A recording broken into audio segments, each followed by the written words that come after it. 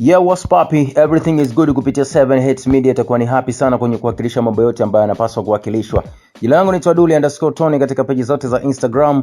Leo bwana tuko naye msanii Tyla ambaye ni msanii pia ni mshindi wa Grammy kutoka Afrika Kusini. Tyla ameendelea kuonyesha ukubwa wake kimataifa baada ya kuthibitisha kuwa miongoni mwa wasanii watakaotumbuiza kwenye sherehe za ufunguzi wa kombe la dunia wa FIFA mwaka 2026. Au vipi? Taarifa hiyo imezua furaha kubwa kwa mashabiki wa muziki Afrika duniani kote, huku wengine wakieleza kuwa mwana dada huyu anaendelea kuwakilisha vyema Afrika kwenye majukwaa makubwa duniani. Msanii huyo anayefahamika kupitia hit song yake ya Water, lakini atashiriki jukwaa moja na mastaa kubwa duniani akiwemo Future, Katy Perry, Anita pamoja na Rema kwenye tamasha hilo kubwa la historia. Kombe la dunia la FIFA mwaka 2026 litafanyika katika nchi tatu ambazo ni Marekani, Canada na Mexico, huku FIFA ikitarajia kufanya moja ya matukio makubwa zaidi kuwahi kushuhudia katika historia ya mashindano hayo. Mashabiki wengi mitandaoni wameendelea kumpongeza Tyla wakisema mafanikio yake ni ushindi kwenye music wa Afrika, hasa ukizingatia namna ambavyo amekuwa akikua kwa kasi kubwa ndani ya muda mfupi tangu kuibuka kwake kimataifa. Hakuna shaka kuwa mwaka 2026 unaweza kuwa mwaka mwingine mkubwa kwa Tyla, huku macho ya dunia yakielekezea kwenye performance yake katika jukwaa la FIFA World Cup.